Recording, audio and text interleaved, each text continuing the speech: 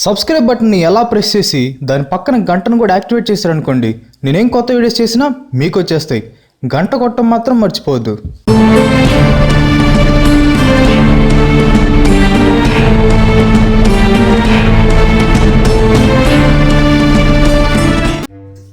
డబ్బు. చిడతలప్పారావు దగ్గర నుండి అంబానీ వరకు ఎవరైనా రాత్రి పగల కష్టపడేది ఈ డబ్బు కోసమే. మనిషి బ్రతకాలంటే డబ్బు కావాలి, కానీ చనిపోయాక శవాన్ని తీసుకెళ్లాలంటే నలుగురు మనుషులు కావాలి. డబ్బును గౌరవించండి, ప్రేమించొద్దు. నాకు ఇష్టమైన ఒక డైలాగ్ చూసి టాపిక్లోకి వెళ్దాం. దానికి ముందు ఒక చిన్న మాట. ఈ వీడియో మధ్యలో కానీ లాస్ట్లో కానీ ఒక క్వశ్చన్ అడుగుతాను. ఈ వీడియోని ఎవరైతే షేర్ చేసి ఆ క్వశ్చన్కి బాగా ఆన్సర్ చేస్తారో వాళ్ళకో సర్ప్రైజ్ గిఫ్ట్. ఇంకెందుకు ఆలస్యం, లెట్స్ బిగిన్ ద షో. రూపాయి నువ్వేం చేస్తావు అని అడిగితే హరిశ్చంద్రుడి చేత అబద్ధం ఆడిస్తాను, భార్యాభర్తల మధ్యన చిచ్చు పెడతాను, తండ్రి బిడ్డలను విడదీస్తాను, అన్నదమ్ముల మధ్య వైరం పెంచుతాను, ఆఖరికి ప్రాణ స్నేహితులను కూడా విడగొడతాను అందట. డబ్బు అంటే the medium of exchange between goods and services. For example, నేను మీ దగ్గర పనిచేశాను అనుకోండి, దానికి ప్రతిఫలంగా మీరు ఇచ్చేదాన్నే డబ్బు అంటాం. అది ఏమైనా కావచ్చు, నోట్స్ కావచ్చు, కాయిన్స్ కావచ్చు, లేదా ఏమైనా ఆహార పదార్థాలు కూడా కావచ్చు. ఏదైనా నాకు ఉపయోగపడేది. దాదాపు 3000 సంవత్సరాల క్రితమే ఈ మనీ అనే కాన్సెప్ట్ మొదలైంది. అప్పుడు ఒప్పందాలు ఎలా ఉండేవంటే, ఫర్ ఎగ్జాంపుల్, మనిద్దరి మధ్య ఒప్పందం అనుకోండి, నేను ఒక పెద్ద ఏనుగును చంపాలి, దానికోసం మిమ్మల్ని హెల్ప్ అడుగుతున్నాను, దానికి ప్రతిఫలంగా మీకు గొడ్డల్ని ఇస్తాను. మీకు గొడ్డలి అవసరం, సో డీల్ ఓకే. నెక్స్ట్ మీరు ఇంకో డీల్కి వెళ్ళాలి, మీకు ఆహార పదార్థాలు కావాలి, దానికి బదులుగా మీరు మీ దగ్గర ఉన్న గొడ్డల్ని ఇస్తారు. కానీ ఎదుటి వ్యక్తికి కూడా ఆహార పదార్థాలు అవసరం అనుకోండి, అప్పుడు ఎలా? ఎవరైతే ఆహార పదార్థాలు ఇచ్చి గొడ్డలు తీసుకోవడానికి రెడీగా ఉంటారో అప్పటి వరకు మీరు అన్వేషణ కొనసాగించాలి. ఇలాంటి ప్రాబ్లమ్స్ రాకుండా ఉండాలంటే అందరికీ అవసరమై ఏదో ఒకటి కావాలి, అదే కరెన్సీ. తర్వాత కాలం మారే కొద్దీ పశువుల చర్మాలు, ఉప్పు, ఆయుధాలు, ఇలా రకరకాల వాటిని మీడియం ఆఫ్ ఎక్స్చేంజ్గా ఉపయోగించేవారు. ఈ పద్ధతి ఇప్పటికి కూడా ఉంది. ఫర్ ఎగ్జాంపుల్, సౌదీ అరేబియా ఇండియాకి ఆయిల్ సప్లై చేస్తుంది అనుకోండి, ఇండియా వాళ్ళకి ఫుడ్ గ్రెయిన్స్ని సప్లై చేస్తుంది అనమాట. 600 BCలో లిడియా అంటే ప్రస్తుతం ఉన్న టర్కీ కంట్రీకి చెందిన ఎలెక్టీస్ అనే రాజు మొదటిసారి అఫీషియల్ కరెన్సీని ముద్రించాడు. ఆ కాయిన్స్ వెండి, బంగారంతో మిక్స్ అయి ఉండేవి. డినామినేషన్స్ కోసం వాటి మీద బొమ్మల్ని ముద్రించేవారు. సార్దిస్, సిస్సా నగరాల్లో మట్టి కొండ కొనాలంటే 2 గుడ్ల గోబులు, ఒక పాము ఇవ్వాల్సి ఉంటుంది. ఈ కాయిన్స్ వచ్చాక వాళ్ళ బిజినెస్ చాలా ఈజీ అయింది.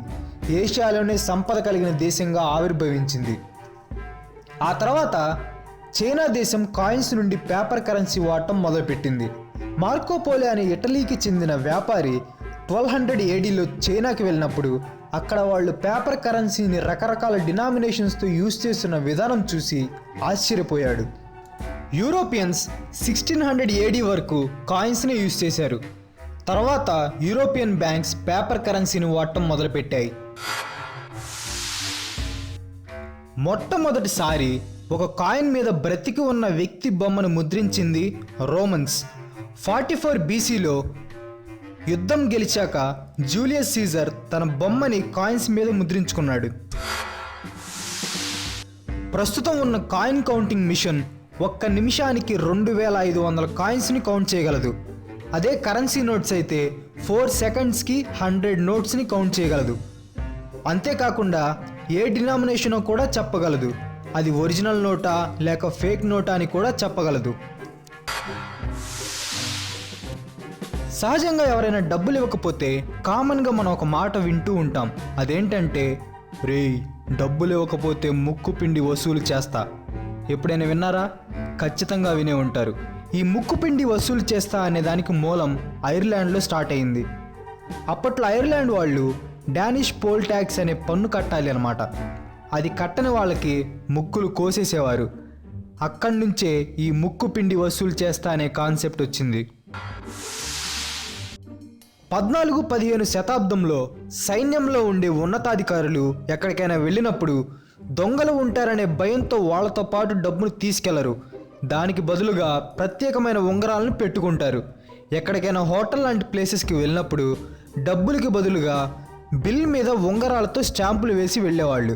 తర్వాత ఆ హోటల్ ఓనర్స్ ఆ అధికారుల ప్లేస్కి వచ్చి బిల్ కలెక్ట్ చేసుకునేవాళ్ళు. ఆక్స్ఫామ్ అనే ఇంటర్నేషనల్ సంస్థ ఒకటి ఉంది. దాని మెయిన్ మోటో పేదరికాన్ని, అన్యాయాన్ని అరికట్టడం. జనవరి 2015లో రిలీజ్ చేసిన రిపోర్ట్లో వచ్చే సంవత్సరం ఇదే టైంకి ప్రపంచ జనాభాలో 99% మంది దగ్గర ఉన్న డబ్బు కంటే 1% మంది దగ్గర ఎక్కువ డబ్బు ఉంటుందని చెప్పింది. అది అక్షరాలా నిజమైంది. అంతేకాకుండా 2017 రిపోర్ట్లో ప్రపంచ జనాభాలో 50% మంది దగ్గర ఉన్న డబ్బు కంటే కేవలం 8 మెంబర్స్ దగ్గర ఎక్కువ డబ్బు ఉంటుందని చెప్పింది. ఈ వీడియో స్టార్టింగ్లో పశు చర్మాలు, ఉప్పు, ఆయుధాలు డబ్బుగా ఉపయోగించేవారని చెప్పాను, గుర్తుందా? శాలరీ అనే పదం సెలేరియం అనే లాటిన్ పదం నుండి వచ్చింది. దాంట్లో సాల్ అంటే సాల్ట్. ఏన్షియంట్ రోమ్లో సైనికులకి జీతంగా ఉప్పుని ఇచ్చేవారు. అప్పట్లో అది నిత్యావసర వస్తువు అండ్ చాలా ఖరీదైనది కూడా. ఇప్పుడంటే మనకి చాలా చీప్గా దొరుకుతుంది అనుకోండి. ఎక్కువగా కరెన్సీ మీద ముద్రించబడ్డ వ్యక్తి క్వీన్ ఎలిజబెత్ II. కేవలం ఇంగ్లాండ్ కరెన్సీ మీద మాత్రమే కాకుండా వేరే కంట్రీ కరెన్సీ మీద కూడా ఈమె బొమ్మలు ఉన్నాయి. ప్రపంచంలో కేవలం 9% కరెన్సీ మీద మాత్రమే ఆడవాళ్ళ బొమ్మలు ఉంటాయి. ఆ 9%లో 63% క్వీన్ ఎలిజబెత్ II.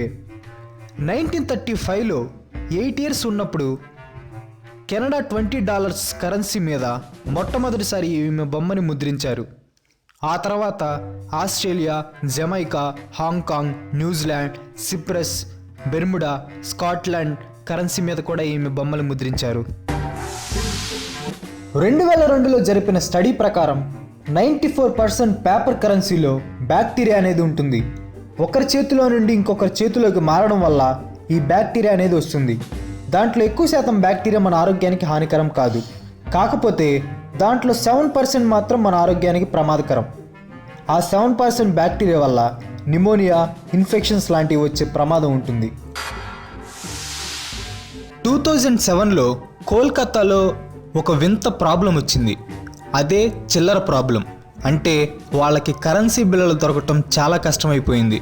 షాప్లో అమ్ముకునే వాళ్ళు చిల్లర లేక అష్ట కష్టాలు పడ్డారు. చివరికి చేసేదేం లేక అడుక్కునే వాళ్ళకి ఎక్కువ రేట్ ఇచ్చి వాళ్ళ దగ్గర చిల్లరను కొనుక్కున్నారు.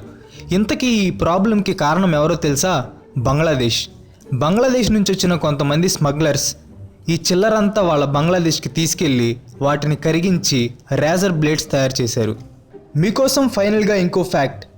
ప్రస్తుతం $1 వాల్యూ 63 రూపీస్. కానీ 1917లో ₹1 విలువ $13. ఈ వీడియో స్టార్టింగ్లో మిమ్మల్ని క్వశ్చన్ అడుగుతానని చెప్పాను.